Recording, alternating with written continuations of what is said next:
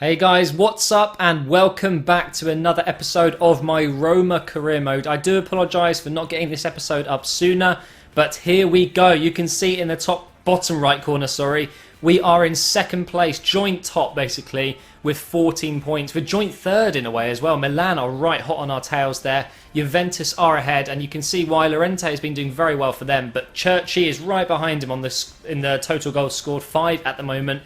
Is the tally, which is looking very good. Unfortunately, we did end the last episode there with Ruffier getting injured, only out for about 5 days, so we have to use De Sanctis for this match here against Napoli, and then we will get Ruffier back. So not the ideal match that you want to lose your goalkeeper, but it's okay, we should be okay. De Sanctis has a lot of experience, he's a good keeper, and let's see if he can pull off some decent saves. Napoli, having just beat Arsenal midweek, I do know how it feels to lose against Napoli, so I did not want to lose against them in the game as well. And we got off to a terrible start there. Pandev, who is very slowly going bald, like myself in a way actually, I've got it in the genes. My dad was the same, lost his hair kind of young.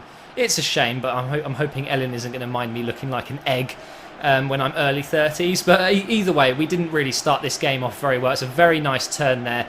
And it's a very good goal. De Sanctis maybe could have done a little bit better, but really, it was my defence. It absolutely sucked. And Hamsik was in the form of his life in this match here. Mertens as well, doing really well. I make an absolutely perfectly timed tackle, but nope, the referee is on his period and he's decided to give a penalty. Hamsik steps up and he smashes it down the middle. De Sanctis again. I could have done better with that. I should have maybe stayed in the middle, but that's all my fault. You know, if you concede a penalty, it's literally a 50-50. It's all about luck in this game. They rarely miss, you know, in terms of going wide or above the bar. They always get it on target. It's just whether you can guess where they're going to get it. Now we're in the second half, and I've been 2-0 down for so long now, and I was stressing at this point because it's so early on in the season. You know, we want to be making sure that we, you know, stay unbeaten. We hadn't conceded up to this game, and now all of a sudden we've conceded 2. It's not looking too good this game, and I really wanted to make sure that we continue that good run unbeaten into at least October, November, where I can start dropping points. I mean, I watched Roma last night against Milan at the San Siro, and it was one hell of a game. And you wouldn't think Roma were unbeaten and you know finding it very easy to not concede. They did look kind of open at the back last night, I must say. And unfortunately, we do get our first loss of the season, and we concede 2 goals. Our first 2 goals conceded. And talking of the San Siro, guys, we have now got a game against Inter Milan, who obviously share the San Siro with AC Milan. And I've got to say, I don't like this stadium in FIFA in previous games because the camera zooms in, and it really bugs me when my camera is, you know, the camera angle I use is quite wide. If I can't use that, it feels like I'm playing a different game. So unfortunately, at the San Siro, it does make it a little bit odd, but it's nowhere near as bad as it has been in the past. But the first half was absolutely boring as hell.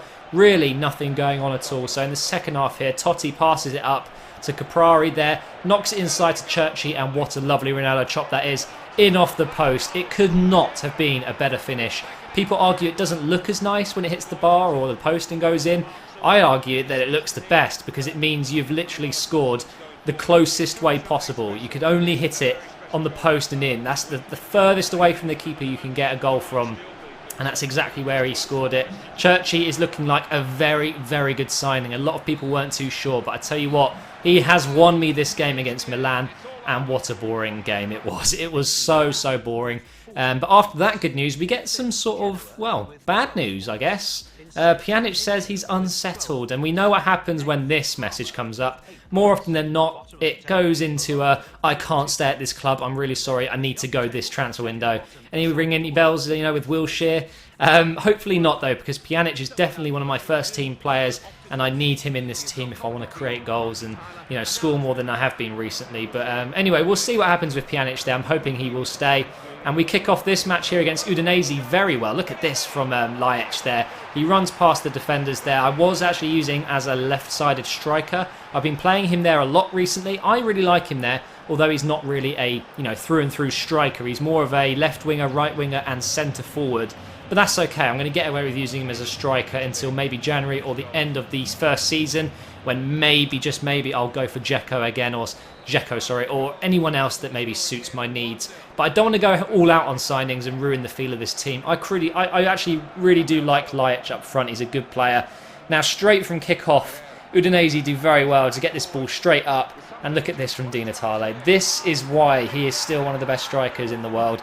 Even at the high age of the mid-30s, he's still producing goals, scoring goals, just like Totti and other players around the world who are at that age, still finding the net weekly, and that is exactly what Di Natale is doing. And again, straight from our kickoff, we're going to go straight at them here. Gervinho knocks it into Laic here. Gervinho definitely showing that he's a different player at Roma. He was brilliant against Milan last night at some points, but then bad at others, just like he was at Arsenal. Very inconsistent. He passes into Churchill. He gets a shot away with his left foot, gets blocked there. We're not giving up. It may be 1-0 in the first 20 minutes, but I don't want it to be that. I want it to be 2-1. Let's get the ball back here. Churchill playing everywhere. He is involved in every single attack I do. Pjanic here down the left wing. He's going to find Churchill again, take a touch and smash it near post. GG Udinese, there you go, have that. 3 goals in 22 minutes. That is awesome. And that is, I think, his 7th goal of the campaign already, which is pretty damn awesome. Without doubt, my favourite striker in the game at the moment. Even though he's not even a striker, he can play CF, just like Laic. Basically, I'm not even using a striker in my lineup at the moment. Laic and Churchill are my main up 2. And they're not even born strikers, so there you go. Interesting, really. De Rossi tries to knock it over here, and I'm struggling to get that 3rd goal. Let's see if we can squeeze one in before half-time here. Here's Cher. What's he going to do with it? He's going to hoof it with his left foot. That is, without doubt, the 2nd best goal I've ever scored with a defender, and I'm sure you're thinking right now, which one was my best? I'll give you a second to think about it. My Arsenal FIFA 13 career mode, which defender scored a beauty?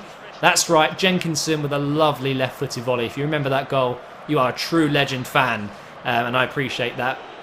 That goal was nice, though. You've got to give it to Cher. Very nice strike indeed. More like a striker. Crazy. And I don't even know what he was doing there. With his high work rates, he's everywhere on the pitch. And Churchy's going through here. We're going to try and get another goal there. Love that animation when he really stretches to hit that ball past the keeper, but he wasn't able to.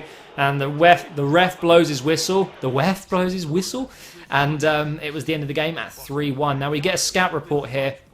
And the only player that I got scouted here by my scout was Dionisi here. He has 1 month scouted and he is 16 years old. The rest can go and I will scout further because he has a potential of 80 maximum, which, yeah, it's okay. It's not too bad. It's free money though if you want to sell him on.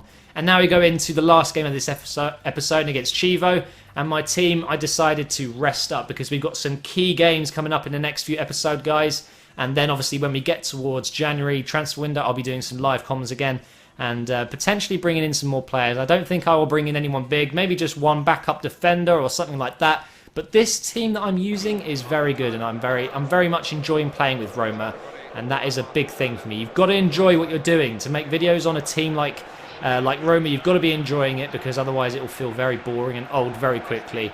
But straight from kickoff, we get put under some danger here. That is a lovely header. I've got so many chances to clear it here. And the worst attempt to save a shot ever by Ruffier, who's back in the team. You get to see it in the replay here. It is shameful.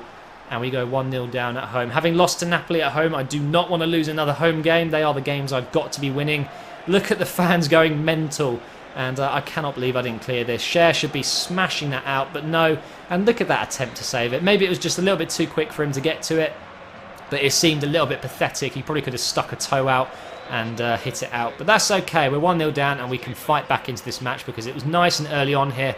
Dos Santos grabs the ball, a very cheap signing of only 1.8 million from Barcelona. He crosses it in and the defender handles it. He blocks it with his hand there. Very unfortunate.